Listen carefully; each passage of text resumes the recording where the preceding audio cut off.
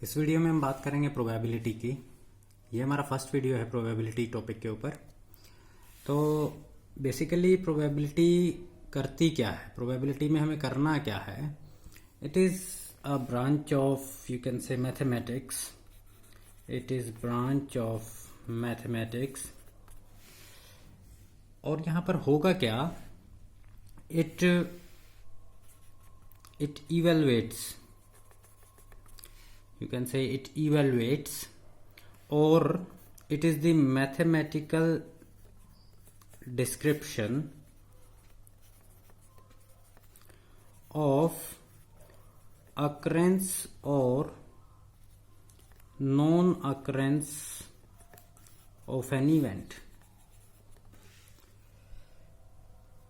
कहने का मतलब ये है कि ये क्या करेगी, इवेलुएट करेगी मैथमेटिकल डिस्क्रिप्शन ऑफ अकरेंस और non occurrence of an event. भाई एक काम होगा या वो नहीं होगा, उसके बारे में जो एक मैथमेटिकली डिस्क्रिप्शन होगा, ठीक है, उसके मैथमेटिकली उस बात के होने की कितनी संभावनाएं हमारे पास हैं। मैथमेटिकली अगर हम उस बात को जज करना चाहें तो हमारे पास क्या रिजल्ट है, ठीक है। तो वो क्या बताएगा हमें, ये सब कहाँ सीखेंगे हम, प्रोबेबिलिटी में। जैसे भाई हम किसी भी चीज के साथ कॉमन जो वर्ड्स एसोसिएट कर सकते हैं, जैसे शायद एसोसिएट कर दिया, मे बी जिसे हम बोलते हैं, मे बी बारिश आएगी या नहीं आएगी, हो सकता है बारिश आ जाए। या अगर हम और बात करें तो इसमें जैसे हम कॉइन को टॉस करते हैं, भाई हेड आएगा या टेल आएगा, इस तरह की जो बातें हैं, तो ये सब किसके अंडर डिस्कस की जाएंगी, प्रोबेबिलिटी के अंडर डिस्कस की जाएंगी। तो देखिए इसमें हमारे पास दो बातें हैं। सबसे पहले हमारे पास एक होगा एक्सपेरिमेंट। इसके अंदर जो कुछ टर्म्स आएंगी प्रोबेबिलिटी चैप्टर में, उनकी बात हम कर रहे हैं। एक्सपेरिमेंट एक वर्ड आएगा इसमें। एक्सपेरिमेंट का मतलब है जो भी सारा काम हो रहा है वो एक एक्सपेरिमेंट है। मान लीजिए मेरे पास एक कॉइन है और उसको मैं टॉस करके देख रहा हूं, तो वो एक एक्सपेरिमेंट है। मेरे पास एक डाइस है, उनको मैं रोल कर रहा हूं, वो एक एक्सपेरिमेंट है, ठीक है। और फिर उसके बाद आएंगे आउटकम्स। आउटकम्स कह लो या इवेंट्स कह लो। इवेंट्स के बारे में देखिए क्या मतलब है। इवेंट्स का मतलब ये है कि क्या क्या बातें हो सकती हैं, ठीक है। कॉइन के केस में अगर हम बात करें तो हमारे पास इवेंट्स क्या क्या होंगे। भाई मैं tossing a coin is an event, throwing a dice is an event. और इवेंट के रिजल्ट हो सकते हैं और उनको हम क्या कहेंगे, आउटकम्स कहेंगे। एक तो हमारे पास होगा possible outcomes, total possible outcomes. एक हमारे पास होगा फेवरेबल आउटकम्स। अगर हमने इन दो बातों को पहचान लिया, इन दो बातों के बारे में अगर हमें पता चल गया, तो हम प्रोबेबिलिटी की वैल्यू इजीली कैलकुलेट कर सकते हैं। टोटल पॉसिबल आउटकम्स का क्या मतलब है। टोटल पॉसिबल आउटकम्स का मतलब है कि जो भी हम एक इवेंट कर रहे हैं, जो भी एक एक्सपेरिमेंट है, उसके अंदर टोटल क्या क्या पॉसिबिलिटीज हो सकती हैं वो। जैसे मैंने कहा टॉसिंग अ कॉइन। अब इसमें टोटल पॉसिबल आउटकम्स अगर मैं बात करूं तो दो ही टोटल पॉसिबल आउटकम्स हैं। क्या, अगर वो एक फेयर कॉइन है, फेयर कॉइन जो हमारे पास नॉर्मली होता है, एक तरफ हेड होगा एक तरफ टेल होगा, तो टोटल पॉसिबल आउटकम्स में इन दोनों के अलावा और कोई पॉसिबिलिटी नहीं बनती। हेड और टेल के अलावा और कोई पॉसिबिलिटी बनती ही नहीं है इसमें। फिर फेवरेबल आउटकम्स, मान लीजिए हमारे फेवरेबल में तो हेड है, भाई हम चाहते हैं हेड आए, तो वो हमारे फेवरेबल आउटकम हो गए। टोटल पॉसिबल आउटकम हेड या टेल, तो दो आउटकम हो गई टोटल पॉसिबल आउटकम्स। इसी तरह अगर मैं डाइस की बात करता हूं, डाइस पे देखिए, जो हम नॉर्मल जो हमारा डाइस होता है उस पे हमारे पास ये सब नंबर लिखे होते हैं। अगर मान लो इनमें से मुझे ये नंबर आना चाहिए, 2 चाहिए मुझे, तो मेरे फेवरेबल में तो हो गया कितना, एक ही नंबर हुआ ना, 2। तो फेवरेबल आउटकम तो मेरे पास 1 हो गए। कौन सा नंबर, 2 नंबर आना चाहिए। और टोटल पॉसिबल आउटकम्स कितने हो जाएंगे, इनमें से कोई भी नंबर इक्वली लाइकली है, तो कितने नंबर हो गए 6 तो क्या हो गए पॉसिबल आउटकम्स, और फेवरेबल कितने हो गए 1। ठीक है, तो अगर मुझे किसी भी इवेंट किसी भी एक्सपेरिमेंट में मुझे टोटल पॉसिबल आउटकम्स और फेवरेबल आउटकम्स मिल जाएंगे, तो मैं उस एक्सपेरिमेंट में जो भी क्वेश्चन पूछा गया है उसकी जो प्रोबेबिलिटी जो पूछी गई है वो मैं इजीली काउंट कर सकता हूं। लिखने का तरीका है इस तरह से लिखेंगे, it means probability of occurrence, लिख लो occurrence of A, probability of occurrence of A will be written as P bracket में ए। और अगर आपको किसी तरह कहीं पे ये लिखा मिल जाए इस तरह से, ये है बार और ये ए है, तो इसका मतलब है probability of not occurrence of A. भाई ए पी ए लिखा है तो probability of occurrence of A, P A bar लिखा है तो probability of not occurrence of A.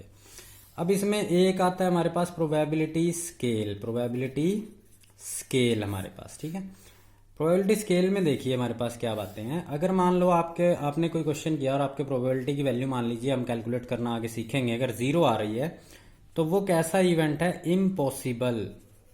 Impossible event है, वो काम नहीं हो सकता। ठीक है, फिर उसके बाद आता है 1/4 अगर वैल्यू आ रही है तो मैं उसको क्या बोलूंगा, वो जो इवेंट होगा वो लेस लाइकली है, कम चांसेस हैं उसके। फिर 1/2 ऐसा अगर वैल्यू आ जाती है तो मैं कहूंगा वो इक्वली लाइकली है। और अगर वैल्यू 3/4 आ जाती है तो मैं लिखूंगा मोस्ट लाइकली जो ये काम है हो जाएगा। और अगर वैल्यू आ जाती है 1 तो वो क्या बन जाता है, श्योर इवेंट। श्योर इवेंट का मतलब वो काम तो होगा ही होगा। ठीक है, तो इसका मतलब प्रोबेबिलिटी स्केल पे आपने देखा जो वैल्यू है 0 से 1 के बीच में रहेगी आपकी प्रोबेबिलिटी की वैल्यू। कोई भी क्वेश्चन हो अगर आप प्रोबेबिलिटी की वैल्यू निकाल रहे हो तो वो 0 से 1 के बीच में रहेगी। वो क्यों रहेगी देखिए, अब हम probability of occurrence of A लिखते हैं तो इसका जो फॉर्मूला है वो कहेगा number of favourable outcomes of A. अगर हम ए की बात कर रहे हैं वो वाले आउटकम जो ए के फेवर में है divided by total number of outcomes, ये बात लिखेंगे हम। ये फॉर्मूला है हमारे पास प्रोबेबिलिटी को निकालने का, मतलब जो भी फेवर में है वो डिवाइड बाय जो टोटल नंबर ऑफ आउटकम्स हैं वो, तो वो किसकी प्रोबेबिलिटी आ जाएगी, इवेंट ए की प्रोबेबिलिटी आ जाएगी उसमें। अब number of favourable outcomes divide by total number of outcomes, अब जो फेवर में है हमारे वो टोटल से तो ज्यादा कभी भी नहीं हो सकते। अब जैसे मान लीजिए मैंने आपको डाइस के बारे में लिखा था, मान लीजिए मेरे पास ये नंबर लिखे हैं, मान लो 1 2 3 4 5। अब मैं चाहता हूं कि मेरे पास कोई इवन नंबर आना चाहिए, मैं चाहता हूं कोई इवन नंबर पिक करो आप, तो इसका मतलब आपके फेवर में कितने हैं, फेवरेबल तो 2 ही इवेंट हुए ना आपके, 2 और 4, और जबकि टोटल नंबर ऑफ इवेंट कितने हुए 5। बात समझ में आई? तो इसका मतलब ई प्रोबेबिलिटी ऑफ इवन नंबर किस तरह से आएगी इस केस में, 2 तो मेरे फेवर में है और 5 टोटल हैं, सो 2/5।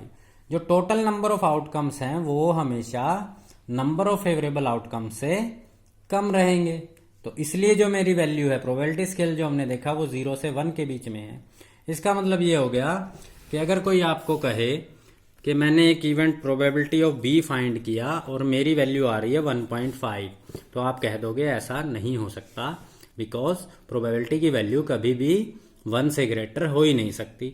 अगर कोई कहे मैंने प्रोबेबिलिटी ऑफ सी फाइंड की और मेरा आंसर आ गया -2, तो आप कह दोगे ये भी पॉसिबल नहीं है, क्योंकि प्रोबेबिलिटी ऑफ एनी इवेंट वो जो रहेगी वो 0 से 1 के बीच में रहेगी। वो 0 हो सकती है, किस तरह से, मान लीजिए मैंने ये नंबर लिखे 0 1 2 3, मैं चाहता हूं कि इनमें से मुझे ऐसा नंबर चाहिए विच इज ग्रेटर देन 3, मुझे एक ऐसा नंबर चाहिए जो ग्रेटर देन 3 हो।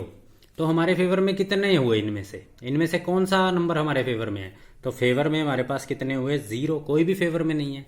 और टोटल कितने हैं, ये 4 लोग थे मेरे पास टोटल, इनमें से चूज करना था, लेकिन मेरे फेवर में कोई था ही नहीं तो मैंने 0 लिखा। तो मेरे पास प्रोबेबिलिटी कितनी आ जाएगी इस इवेंट की, probability of getting number greater then 3 will B 0/4। ठीक है।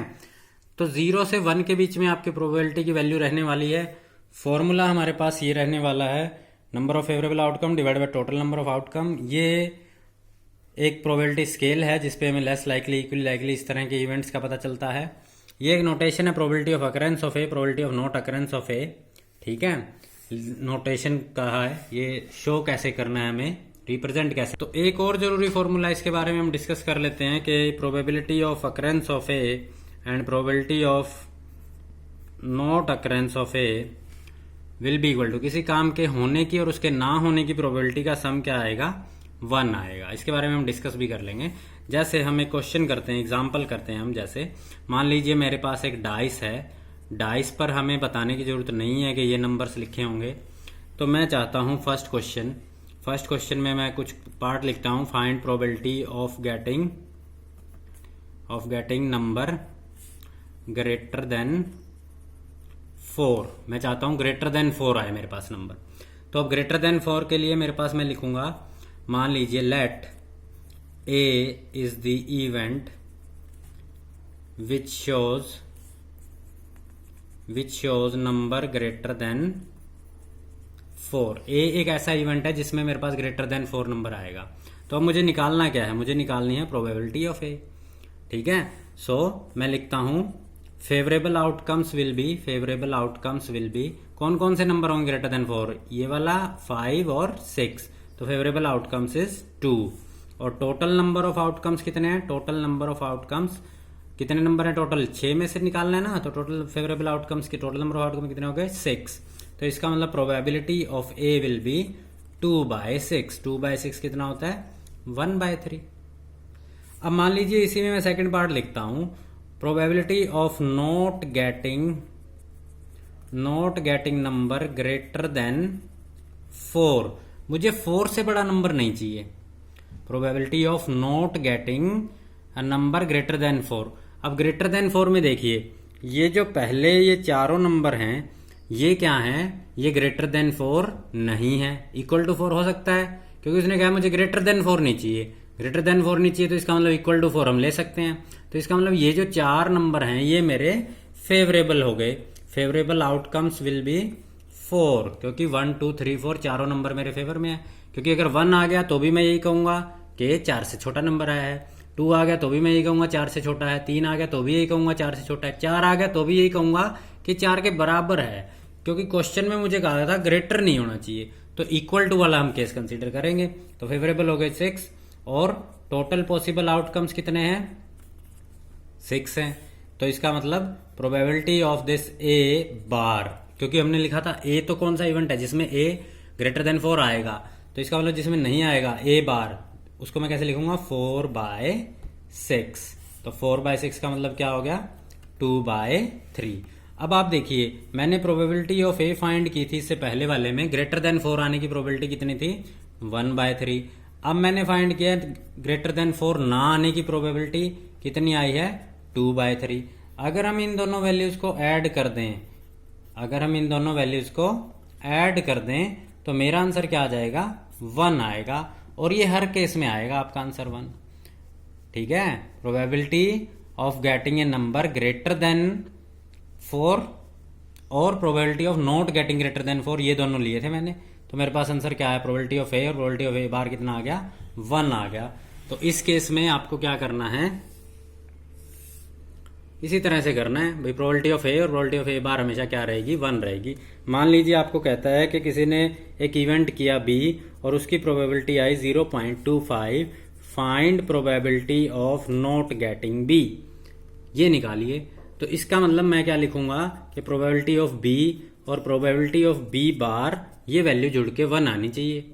ठीक है, अब इस वैल्यू पुट कर दो, 0.25 plus probability of B bar should be equal to 1। तो probability of B bar will be equal to 1 minus 0.25, तो कितना आंसर आ जाएगा, 0.75। तो इस तरह से मुझे काम करना है। ठीक है, तो आपको हर क्वेश्चन में इसी तरह से फेवरेबल और टोटल आउटकम्स के बारे में पता होना चाहिए, उसके बाद आप क्वेश्चन को सोल्व कर सकते हो।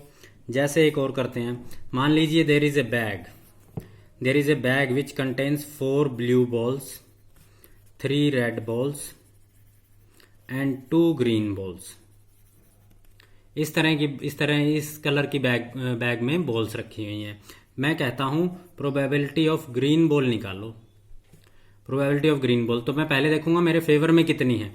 ये दो, इनमें से कोई बॉल आए तभी मेरे फेवर में होगी ना, क्योंकि इनमें से आती है तो ब्लू कहलाएगी, इनमें से आती है तो रेड कहलाएगी, इनमें से तो ही ग्रीन कहलाएगी। तो फेवर में मेरे 2 ही बॉल्स हैं और टोटल बॉल्स कितनी है 9। तो मेरा आंसर क्या आ जाएगा, probability of green is 2/9। Second, मान लीजिए मैं चाहता हूं प्रोबेबिलिटी ऑफ या तो ग्रीन आए या रेड आ जाए। ग्रीन और रेड, ग्रीन भी हो सकती है रेड भी हो सकती है। तो इसका आंसर मेरा 5/9 आ जाएगा। ग्रीन कितनी है 2 और रेड कितनी है 3 है, तो 5/9 हो जाएगा। इसी तरह से थर्ड पार्ट, प्रोबेबिलिटी ऑफ, मैं चाहता हूं कि ब्लू बॉल आए। ब्लू बॉल आए तो मेरे पास कितना है 4/9 हो जाएगा। मैं चाहता हूं probability of not red, red ना आए मेरे पास, रेड ना आए तो इसका मतलब ब्लू आ सकता है और ग्रीन आ सकता है। ब्लू और ग्रीन दोनों आ सकती हैं, रेड नहीं आना चाहिए। लेकिन तो कितने हो गए 4 और 2 6/9। कैंसिल हो रहा है तो कैंसिल कर देंगे 2/3। ठीक है, तो इसको इस तरह से सोल्व करना है। दूसरा मान लीजिए मेरे पास इस तरह से, मान लो नंबर्स लिखे हुए हैं 1 2 3 4 5 6 7 8 9 10। मान लीजिए इस तरह से नंबर लिखे गए हैं। प्रोबेबिलिटी ऑफ ओड नंबर चाहिए मुझे। तो इनमें से ओड नंबर कौन कौन से हैं? ओड नंबर वो सब हैं जो 2 से डिवाइड नहीं होंगे। तो ओड नंबर देखिए, ये भी ओड नंबर है, ये भी ओड नंबर है, ये भी, ये भी, ये भी। तो कितने ओड नंबर हो गए 5। टोटल नंबर कितने हैं 10, तो 5/10। दूसरा, probability of getting multiple of 3। मैं चाहता हूं कि मल्टीपल ऑफ 3 आए। अब इसमें से मुझे 3 के मल्टीपल दे ढूंढने हैं। 3 के मल्टीपल देखिए, एक तो 3 1 जा 3, 3 2 जा 6, 3 3 जा 9। इनके अलावा तो कोई मल्टीपल नहीं है इनमें 3 का। तो कितने हो गए 1 2 3। तो मेरा आंसर क्या आ जाएगा, probability of getting multiple of 3 will be equal to 3/10। इसी तरह से मान लीजिए मुझे कहा गया probability of getting multiple of 5। 5 के मल्टीपल कितने होंगे 2 ही होंगे। 5 1 जा 5, 5 2 जा 10, तो 2/10। कैंसिल हो रहा है, कैंसिल कर देंगे 1/5। ठीक है, तो इस तरह से मुझे ये क्वेश्चन भी पूछे जा सकते हैं। इसमें एक इस तरह से probability of getting prime number. Prime number मुझे पता होना चाहिए कौन से होते हैं प्राइम नंबर, जिनके सिर्फ 2 फैक्टर हों, 1 एंड इटसेल्फ। तो 1 जो है 1 तो प्राइम नंबर नहीं होता है, तो 2 से शुरू करेंगे। देखो मैं यहाँ पे लिख देता हूं कि 2 हो सकता है मेरा प्राइम नंबर, 3 हो सकता है, 5 7, यही 4 नंबर हैं जो प्राइम है, 2 3 5 और 7। तो प्राइम नंबर की प्रोबेबिलिटी क्या आ जाएगी 4/10। कैंसिल हो रहा है तो कैंसिल कर देंगे, 2/5 लिख देंगे। तो इस तरह से मुझे इन क्वेश्चंस को सोल्व करना है। आपको बस प्रोबेबिलिटी निकालनी है, तो 2 बातों का ध्यान रखना है। कौन कौन सी 2 बातें? एक तो आपके फेवर में कितने केस हैं और आपके टोटल नंबर ऑफ केसेस कितने हैं। अगर आपको ये बात क्लियर है तो आप इजीली निकाल सकते हो प्रोबेबिलिटी। ठीक है, तो इसमें अब आगे हम कार्ड बेस्ड क्वेश्चन करेंगे। ठीक है, तो वो देखते हैं हम अगले वीडियो में। Okay guys, thanks for watching.